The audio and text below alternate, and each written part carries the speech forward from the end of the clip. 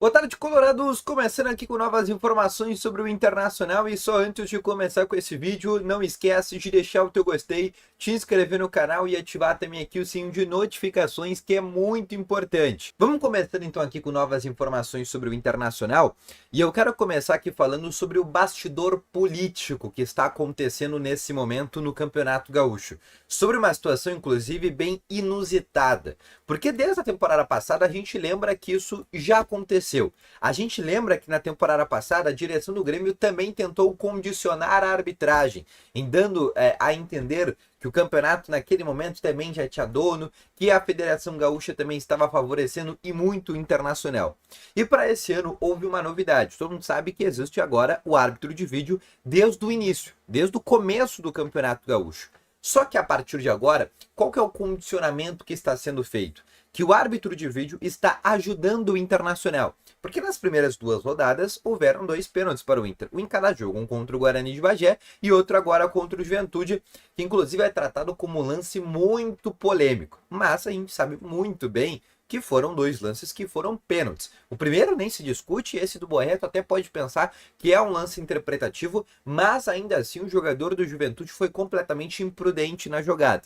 Uma outra situação também acontece, que são algumas pessoas do Grêmio, né, que voltam ao redor do Grêmio, mas que não participam mais teoricamente, falando nas redes sociais. E aí o Antônio Brum, que é o ex-presidente do Grêmio, tá tentando também fazer esse condicionamento, inclusive para tentar enfurecer a torcida do Grêmio e a partir daí gerar uma pressão muito maior. Porque olha o que ele disse por meio do seu Twitter, né, ou X, como mudou agora, sobre esse campeonato gaúcho. Abre aspas. Temos 3 tempos de Campeonato Gaúcho e já 2 pênaltis para o Inter, ambos com intervenção do VAR. Fecha aspas. Ou seja, essa frase dá a entender que, primeiro, tem 2 pênaltis para o Inter em 3 tempos, como se fosse algo proibido.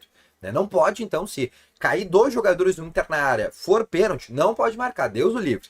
Segunda situação é que ele coloca o árbitro de vídeo como um vilão dessa história. Porque tem o árbitro de vídeo que existem 2 pênaltis para o Internacional. Bom, ainda bem, né? Porque se realmente não tivesse o árbitro de vídeo, esses 2 pênaltis que foram assinalados para o Internacional certamente não iriam ocorrer. Até porque eles não ocorreram, né? Eles só foram marcados com o auxílio do VAR. Senão os juízes que estavam no campo, né, o Jonathan Pinheiro agora na primeira rodada e o Rafael Klein agora na segunda, não teriam marcado esses pênaltis, tanto é que eles inclusive não marcaram, né, precisou do auxílio e da intervenção do VAR. Então essa foi a primeira situação. A outra é algumas pessoas ali da imprensa azul também começando a criar memes, dizendo, é só cair na área que é pênalti pro Inter, esse campeonato já tem dono, né, fazendo toda uma espécie de condicionamento. E a partir daí, a direção do Internacional, obviamente, escutando tudo o que está sendo falado, se pronunciou por meio de uma figura, do vice-presidente de futebol, José Olavo Bisol, também por meio do seu Twitter, ou por meio do seu X, né, também se pronunciou. Abre aspas para o que ele disse. Parte da imprensa parece mais preocupada em questionar o VAR do que reconhecer sua importância para a justiça no futebol. Sem o VAR, 2 pênaltis claros seriam ignorados. O Internacional está atento e seguirá firme na defesa de seus interesses, sem tolerar pressões que prejudiquem o clube, muito menos condicionamento com interesses escusos. Fecha aspas para o que disse José Olavo Bisol, vice-presidente do Internacional. O fato é que a gente sabe muito bem o que o Grêmio está tentando fazer. Está tentando fazer a mesma coisa que ele já fez nas últimas temporadas, que é condicionar o VAR. E para essa terceira rodada está sendo criada uma nova narrativa. Porque, para quem não sabe, a partida contra o São José Inter foi retirada do Passo da Areia. E aí eu já te explico o motivo se tu não sabe. Na primeira rodada, houve São José e Pelotas no Passo da Areia e aconteceu uma briga muito forte entre a torcida do Pelotas e a torcida do São José. Diversas situações e setores ali do Passo da Areia acabaram sendo quebrados. E alguns alvarás do Corpo de Bombeiros e também da polícia acabaram não sendo liberados. Com isso, a Federação Gaúcha teve que retirar a partida do Passo da Areia e a partir daí o São José escolheu um novo estádio, que é o Estádio do Vale, o estádio do Novo Hamburgo, para quem não sabe. Inclusive, tá, entre parênteses, o São José colocou ingressos a R$ 150 para a torcida do Internacional. Lembrando que na primeira rodada, para a torcida do Pelotas, foi apenas 40, tá? Só para vocês terem uma ideia. Fecha aspas dessa situação.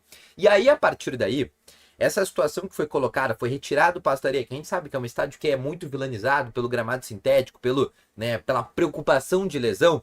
E aí a parte azul, a pequena parte aqui do Rio Grande do Sul, começou a colocar que tiraram o Pasto da Areia do Internacional e colocaram, entre aspas, num estádio um pouco mais tranquilo, né, para facilitar o Internacional.